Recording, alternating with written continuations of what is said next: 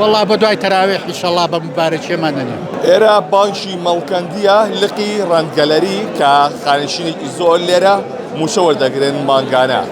ئەوەی کە هەیە تا ئێستا پارە نەهاتۆ بۆ بانکە و خانشینان لە بەیانی زووەوە هە لە دوای نوێژی بەیانیەوە هاتوونەتە ئێرە و لەسەرەدا وەستاون. بەپێی قسەم لەگەڵ بەرپرسانی بانکەکەیان کردەوە باسییان لەوە کرد کە تا ئێستا پارەیان بەدەست نەگەیشتووە خانشینانی چاوەڕێی ئەوەن کە موچیان پێ بدرێت و بەرپرسانی بانکەکە چاوەڕوانی ئەوەن کە پارەیان بەدەست بکە. ئەگەر هاوکارمێنەکەم جۆزێتەوە لێسادا ژمارەی زۆر لە خانشینان لە بەیانی زووەوە لێرن کە چاوەڕێی وەرگرتنی موچە دەکەن. لە کاتژمێر چەندەوە لێرەی بابەجان؟ ساعت حەوت.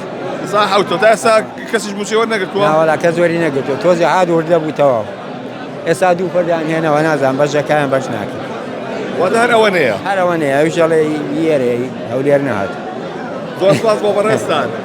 بەڵێ ئەوەی کە بینن لێرە خانشینێکی زۆر لە سەرەدا وەستاون کە چاوەڕوانی وەرگرتنی موچان. کاک نەوزان سڵاوە لێ بێ لە کاتژمێر چەندەوە لێرەی؟ لە 8:20 دقەوە لێرەم. تا ئێستا موچە زۆر نەگیراوە؟ نەخێر. هەر چاوەڕێی چی ئەکەن ئێستا؟ والله بدوای تراویح ئینشەڵا بە مبارەکیێمانەنێ.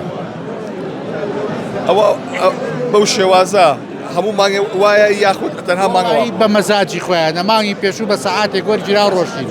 ئەمڕۆوە سەعات ئەوە 11 ئەڵەن پارە نەهاتۆ. بەڵێ. لەسەریان مێننەوە؟ ئەی چی بکەین کاکە ئەی چی بکەین؟ حەلەیکە هەیە خۆی ئەمە هەمووی دەستە ئیکەن. بۆ لە هەولێر تەوزیعکرێ بۆ لێرە تەوزیع نییە. بۆ ئەو میلەتە هیچ بارگاڵە نەبێ هەژماری من بکەن.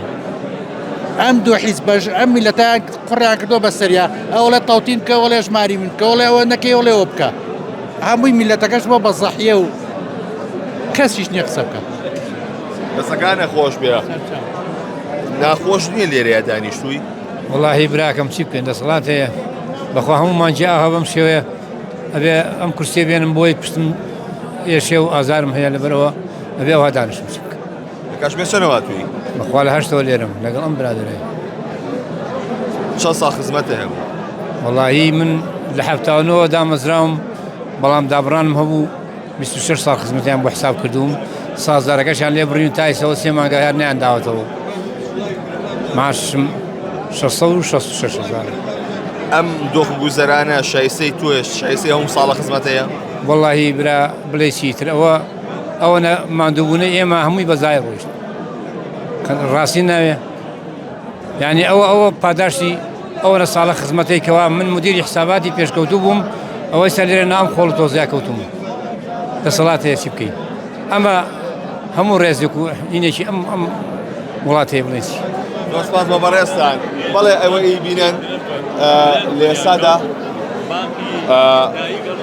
ئەمان لە سەریا وەستاون بۆەوەی کە موچەکانەوە بگرن بەڵام تا ئێستا پارە نەگەیشتۆتان بانکە بۆیە لۆدێکی زۆر لەسەر بانکەکە هەیە خانشینانیش هاتوونەتە ئێرە بۆی وەرگرتنی موچەکانیان. مامەجان لە بەیان ساعت چەندەوە لێرەی؟ لە 8ەوە. لە 8ەوە. بەنیاز داکەی چاوەڕێکەی؟ وەڵا تا ئەمانە نییە خۆی بۆ کرد. خەورەکەی وا زوو بێت؟ وەڵا دەڵێن هاتووە نازان. نەوەڵاگەم لێنی. هەڵێن هاتووە؟ زۆر سپاس بۆ بەڕێزەیە. بەڵێ ئەوەی کە بینن ئەگاوکارمێنەکان جۆزێتەوە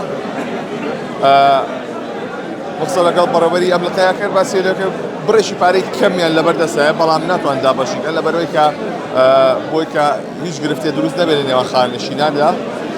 لەبەرەوە ئەو بڕەکەمە کە بڕی چەند خانشینەکە ئەوان دابەشی ناکەن بۆیە چاوەڕێ دەکەن کە پارە بگات بەدەستیان و پاشان موچە دابەش بکەن. زۆرێک لە خانشینەکان لە بەیانی زۆر لێرن تیانە لە بەیانی دوای نوێژی بەیانیەوە هاتۆتە سەرەوە وەستاوە بۆی کە زوو بەری بکێت و بڕاتەوە نەکەوێتە نیۆڕۆ و پاش نیۆڕۆ.